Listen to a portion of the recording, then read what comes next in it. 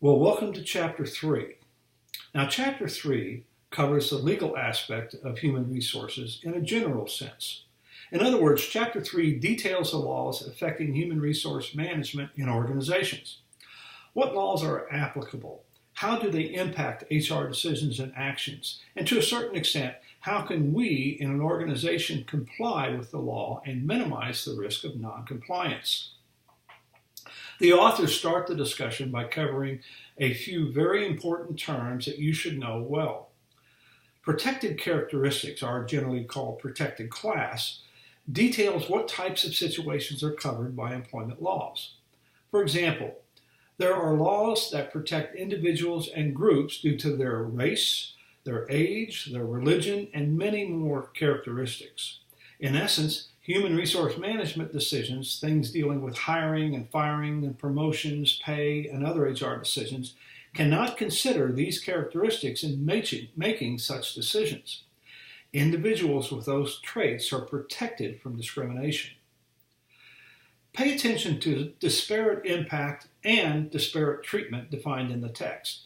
I discuss both of these terms in greater detail in the lecture as well. They're important. Some of these laws are broad-based, meaning that they cover a wide range of characteristics, while others are more specific. Some are almost too general. We will see this material over and over in the future chapters, and more context will be provided at that time. This chapter provides the base for those deeper discussions and applications. The same can be said for sex, gender-specific laws. In this section, pay particular attention to sexual harassment in that it represents a major risk factor for all organizations. I also believe the ADA is a major risk area due to the expansion of the definition of disability promulgated by the ADA Amendments Act. Also pay attention to essential functions, reasonable accommodation, and undue hardship. Age discrimination presents a greater risk since our population is aging and people are staying in the workforce longer today than in previous years. Likewise, with the consideration of religion. The remainder of the chapter covers laws that are even more specific, such as immigration and military discrimination.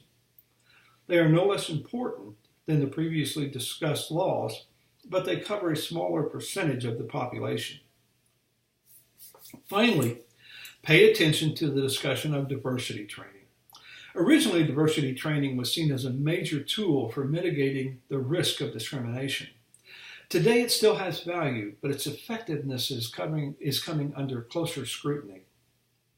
My lecture provides some real-world examples and experiences of how to maintain compliance with these pervasive laws, and a discussion of how such laws should never prevent an organization from doing what is right if it is done in the right way. Take some time to nail down these concepts and understand my examples. You can be sure you will see these laws in future chapters, but more importantly, they will impact your decisions and your chance for success in your career. Chapter 3, Equal Employment Opportunity. I'm sure everyone has heard of the Equal Employment Opportunity and specifically the EEOC. The text covers the topic well, and understanding this material can go a long way towards preventing your facing the consequences of real or implied discrimination in your career. I would like to cover some of the more subtle aspects of EEO law and policy. Some are intended to provide you with a different insight to such activities, and others are my observations and opinions, of which I'm sure not all will agree. But that's what makes for a good discussion. Let me start with the distinction between disparate treatment and disparate impact. It's my assertion that disparate treatment is much easier to observe, diagnose, and treat than disparate impact. Disparate treatment is also easier to explain and define to other members of the organization than disparate impact. Disparate treatment normally is displayed when an individual or small group of individuals are treated differently. They don't receive promotions, they have different hiring criteria applied, they're paid less, or their working conditions are not equal, or some other disparity is apparent. In other words, an individual or group is treated differently. As a manager, I can usually observe and diagnose that problem with little difficulty. I can readily see it if I'm paying attention. Disparate impact is present when members of a protected category are substantially underrepresented as a result of employment decisions that work to their disadvantage. There are two problems for management with this definition. First, it is often difficult for a manager to see underrepresentation in a protected group. What is adequate representation? Is proper representation of females 20%, 30%, or 60%? It's easy to see disparate impact if an organization has 10 supervisors and all are white males. In that case, all minorities are underrepresented.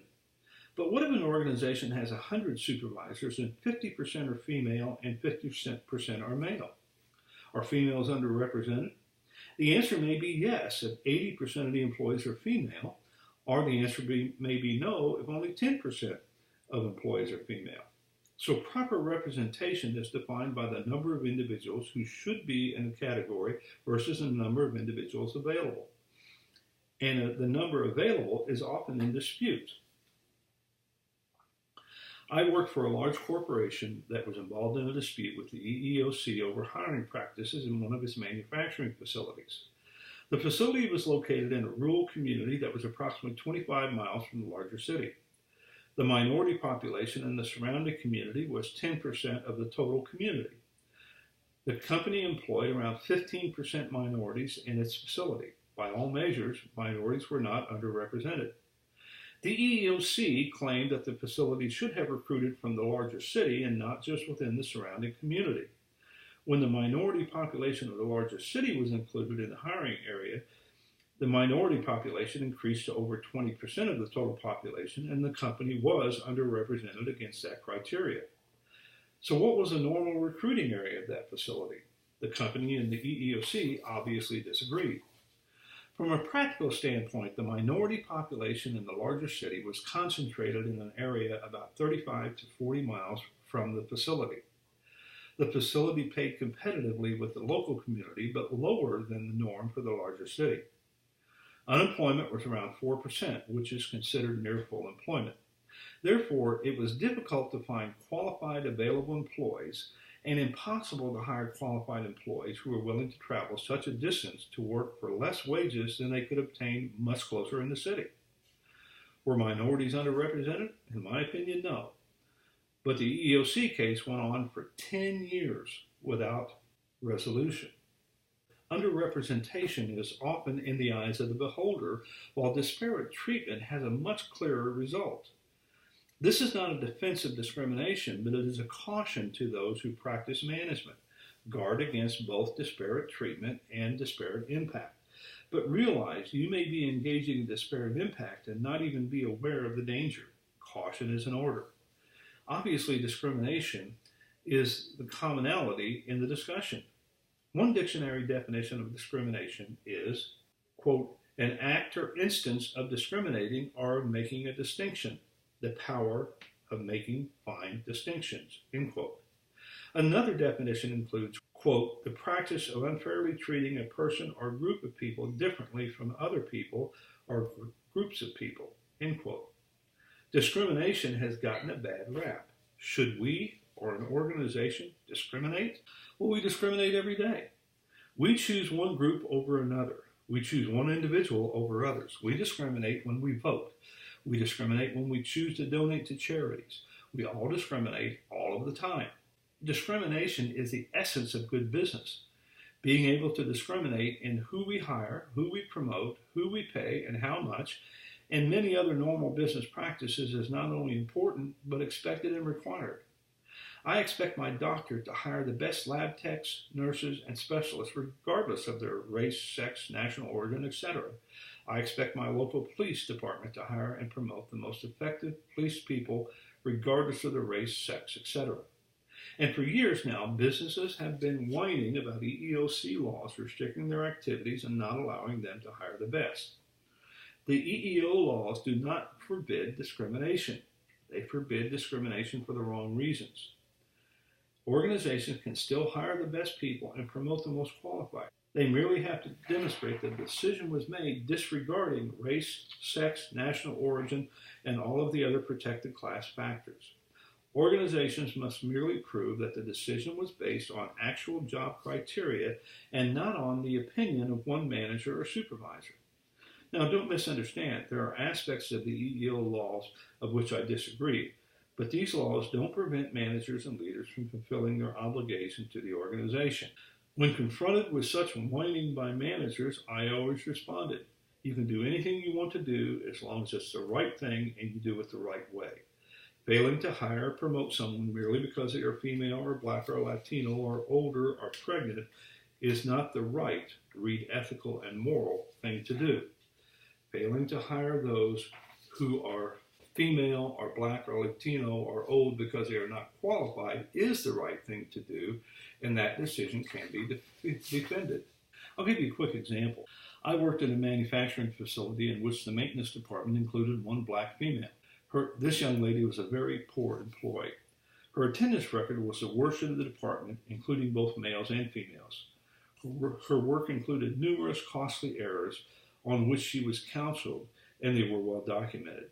She engaged in constant conflict with employees within and outside the department, both male and female, and employees of all races. She was counseled for over a year and given ample opportunity to improve her attendance and work performance. To complicate matters, she was pregnant, and she filed a sexual harassment charge against her white male supervisor. The latter action caused an uproar throughout the facility because the supervisor was highly respected and well-liked. I conducted a meticulous and well-structured investigation of the sexual harassment case and determined that there was no evidence of any sexual harassment. With the results of the investigation, she threatened a lawsuit, and I invited her to exercise her rights. Finally, her attendance and performance became worse, and I terminated her employment. Understand, this is a black, pregnant female who filed a sexual harassment charges against her supervisor and who was the only black female in the department. One would expect this to be a difficult case to defend due to all the protected classes this young lady represented. As expected, she filed a charge with the EEOC, and I received a notice that the EEOC representative would investigate the case. I submitted our documentation of the case. Documentation is essential in all aspects of human resource management, and a long list of witnesses to represent the organization's position. After reviewing the documentation and hearing the witnesses, the EEOC representative indicated the case had no merit and dropped all charges against the company. Now, that's not the end. Even if the EEOC stipulates that the case has no merit, an individual has a right to sue on their own for damages. I know that this young lady sought the services of several attorneys, and not one elected to take the case because they felt it also had no merit and thus no profits for the attorneys. Again, you can do anything you want to do as long as it's the right thing and done in the right way. The text enters into a discussion of broad-based discrimination laws, and I would encourage you to read and understand those, as well as the laws governing sex and gender. These are broad-based and don't begin to cover a variety of regulations that are applicable to enforcing these laws. When a law is passed through Congress, think in terms of the Affordable Care Act, the law actually outlines the intent of the law, but not the full detail. For example, I remember when the Americans with Disability Act was passed, there was great confusion as to what the law actually meant. No one knew specifically what was required to come into compliance with the law. The law was written by Congress and was too broad in general to spell out any operational specifics. What is a disability? Who's covered under the Act? What are the penalties for noncompliance? The questions went on, and no answers were forthcoming. Congress passes the law on to bureaucrats who promulgate regulations providing details, at least as many details as they can think of. Under the original law, obesity was not covered specifically. But was obesity a disability by definition? The bureaucrats ruled that obesity was not covered. Someone who was obviously obese disagreed and filed a lawsuit against a company. The courts ruled on that and other cases that obesity was a disability in particular circumstances. The confusion begins when the courts rule differently on the same general issues, such as obesity. Some courts ruled that obesity was covered, and others ruled that it wasn't. Still others ruled that it was covered in some instances, but not others. Is it covered or not? Well, it depends on, as you can see, human resource management legal issues are not clear and always up to interpretation by government regulators and bureaucrats and the courts. And those rulings were observed by the bureaucrats who ultimately changed the rules and regulations to represent the court rulings. First comes the law by Congress, then comes the regulations by bureaucrats, then comes the rulings by the courts, and, as in the case of the ADA, comes more laws by Congress, the ADA Amendments Act. Although laws may provide clarity for some who feel wrong, they provide mass confusion and great risk for those who try to comply with the laws on a daily basis. Such is our system, and noncompliance is not a solution. That said, complying with laws and regulations can be like chasing a moving and ever-changing target. This confusion begs the question, why do we have all of these regulations and laws? Why do we have laws that protect minorities, females, pregnant females, people from other countries, older people, people of various religions, disabled people, etc.? Simply, we have laws protecting them because many people and many organizations have actively discriminated against these groups. Organizations can thank no one but themselves for having restrictive laws. And it is easy to blame these discriminatory practices on evil business people who care about nothing more than money and power. Those who hold that opinion are engaged in misconception to the same extent as organizations whining about the laws preventing them from meeting their obligations. Most leaders and managers do not set out to openly discriminate against people in protected classes. Most leaders and managers are good, decent people who are trying to compete in a global marketplace and also maintain an ethical position in an ever-changing national culture. Their intent is to provide a successful organizational culture which can afford a positive contribution to customers, employees, and communities. Sometimes they make mistakes. Sometimes they don't recognize the right action or the wrong action. Sometimes they need objective guidance away from the business fray. And often when confronted by the concept that they may be inappropriately discriminating against a person or group, they are horrified at the thought. I worked for an individual I'll call Bob. Bob was one of the finest leaders I've ever met and one of the finest persons I've ever met. The organization was temporarily without a purchasing manager, and a young female buyer, I'll call her Mary, had accepted most of the management roles. She was dealing on a new level with vendors, legal issues, other managers, etc., and she performed very credibly. The purchasing manager was scheduled to return to work, but in the meantime, she ensured that all aspects of the purchasing operations remained afloat. The department pay structure allowed for a high-level Buyer 1 position and a lower, less experienced required Buyer 2 position. The young lady was in the Buyer 2 position. I approached Bob and proposed that we move Mary to a Buyer 1 position as a promotion with a pay increase.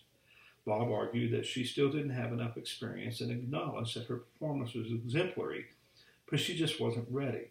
We argued and discussed, mostly argued, and I left Bob's office declaring that I believed he was discriminating against her because she was female, and if she was a male, he would have no problem with the promotion. His anger at that comment was barely under control. He declared unequivocally that he did not discriminate, and I was out of line implying such. About an hour later, Bob came to my office and said that my statement had bothered him greatly. He said that he'd been thinking about it and agreed that he was discriminating because Mary was a female, and in his mind, he had set up different criteria for males and females. He didn't even realize he was doing it. He was embarrassed and disappointed in himself. He agreed that, of course, the promotion was in order and we should announce it as soon as possible. Now, I was not embarrassed or disappointed in him. I was overjoyed that my previous assessment of his goodness was reinforced. That is why I considered him to be one of the finest leaders I've ever encountered. He was able to analyze himself, recognize his weaknesses and flaws, and correct them and do the right thing. His apparent goodness was his greatest strength. He didn't realize that in that one situation he was discriminating. Don't you sometimes do inappropriate things and don't realize that they are inappropriate until someone else points it out or until you can look at it later? It doesn't make you evil, it makes you human. I know there is discrimination in organizations, but I also believe the incidents of discrimination are becoming less. One reason is more awareness, and another reason is the risk of consequences, both monetary and social, for discriminatory practices. A third reason, I believe, is that organizations are full of good, decent people who want to do the right thing. Now, sexual harassment is another matter. I believe that one may engage in discriminatory activity by habit or misunderstanding, but sexual harassment is intentional. And while discrimination is often a result of poor practices that are perhaps allowed by a culture, I have found that consistent sexual harassment in an organization is a result of a permissive culture and weak management. In my experience, the only way to realistically prevent sexual harassment or to clean up a culture that permits sexual harassment is to announce to the organization on a regular basis that such behavior will not be tolerated, to emphasize that the consequences for such behavior can include termination of employment, and when an incident occurs, investigate, draw conclusions, and take appropriate action. It is most important that employees understand that there is zero tolerance for harassment behavior and that those reporting such behavior will not experience any retaliation. As discussed in the text, there are two kinds of sexual harassment: quid pro quo, which means I give, you give. In other words, I give you money, a promotion, more break time, etc., and you give me sexual favors. This type of harassment is usually between management and employees. It is generally individual in nature and is diminishing in frequency due to strong enforcement and major consequences. Hostile work environment is more common and broader in nature. It can involve direct behavior between individuals, comments and jokes of a sexual nature, or anything that offends or interferes with an individual's ability to perform work. When we think of sexual harassment, we generally think of males harassing females, but today we see increasing incidents of females harassing males or females engaging in offensive behavior that creates a hostile work environment for all. Same-sex harassment is also on the increase. By definition, sexual harassment is a form of discrimination. Perhaps the best method of preventing such behavior is regular training. Such training should include examples of the consequences of harassment behavior and the procedure for reporting harassment. I have conducted training for both managers and supervisors. Training raises awareness and also reinforces the no-tolerance culture. Some other areas of discrimination that are problematic to organizations are age discrimination, disability discrimination, and religious discrimination. Age discrimination is on the rise because the population is getting older. Another contributing factor is more elderly people are staying in the workforce longer and seeking employment at older ages. I believe that age discrimination exists and is going to become more prevalent in the future. Disability discrimination is also increasing. This increase is at least partially due to the expanded definition of disability through ADA Amendments Act. More people have disabilities and therefore discrimination increases. Religious discrimination in the workplace is not as common as some previously discussed practices, but it has potential to become greater as controversy over religious expression in society as a whole becomes more prevalent. The problem with this type of discrimination is that it involves a part of our lives that is deeply personal and carries such a strong emotional aspect.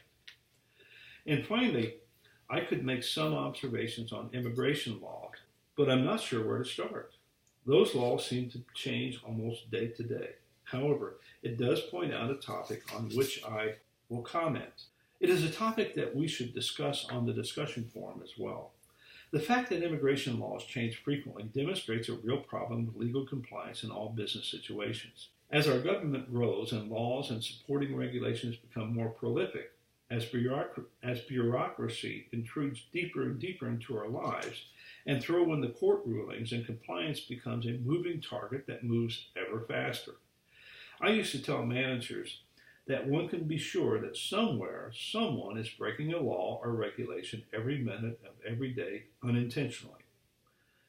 First, it is virtually impossible for everyone to know all of the laws and regulations, and second, it is impossible to be in full compliance and remain competitive. That doesn't mean that organizations should give up on compliance, but they must understand that there is always a risk present, and the organization should choose to ensure complete compliance with the most important laws and regulations. I realize this does not sound like good advice from someone who's been in the business, and particularly in the HR business, for over 35 years, but it's the truth, and the truth in all aspects of our lives. We have reached a point where there are so many laws that we cannot hope to remain in total compliance all of the time and dispel all risk. Did you follow all of the speed limits signs on your travels today? Is your home in compliance with all zoning laws, utility specifications, code rules, even those you don't know about? It is not only a matter of following all the laws. There are so many laws impacting our daily lives that governmental officials have chosen not to enforce some of the laws while actively enforcing others. Such is the case with immigration laws. How about those laws that we read about that have been on the books for decades and no one knows where they came from? Obscure laws that forbid spitting on the sidewalk or prohibit displaying certain signs in a yard, or laws that require specific behaviors. They are there, but not enforced. Again, I'm not implying that an organization or person should ignore the law, but we must ensure that we are in compliance with the most important laws. How do we know which laws are important? There's a simple answer that I have followed for many years in many companies. Follow good values, morals, and ethics, and the law will take care of itself. Do the right thing, always. The questions remain, given the discussion above, have we reached a point where government has intruded into our lives too much? Is more government better or worse for our culture and society? How much government is enough? The text covers other laws that you should not ignore in your studies, such as Uniform Service Employment and Reemployment Act, and also includes an interesting discussion on diversity training. But one fact we should clearly take from Chapter 3 is discrimination is clearly an important factor in all organizations and a problem in some. Appropriate discrimination in choices and decisions is critical to success. Inappropriate discrimination carries direct financial consequences and additional losses due to opportunity, interference with business processes, and damage to culture and reputation. Inappropriate discrimination is wrong and should not be tolerated. Although laws are pervasive in our current society, there are many tools available to assist in making good choices, discriminating legally between these choices, and functioning in a legal, moral, and ethical manner. Many of these tools will be covered in subsequent chapters, and this chapter provides the basis for your understanding of the importance of finding ways to run the organization, make appropriate choices, and still, for the most part, remain compliant.